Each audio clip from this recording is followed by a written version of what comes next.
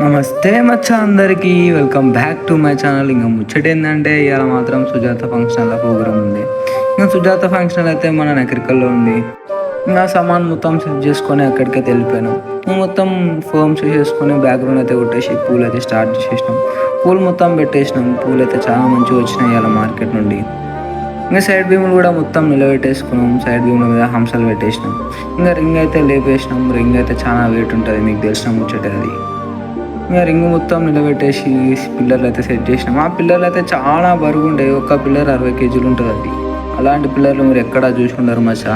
ఇంకా పొద్దునట్టే కార్ వస్తే car decoration చేసేసి పంపించేసిన. సైడ్కి మొత్తం దండలు అయితే కట్టించేసుకున్నాం.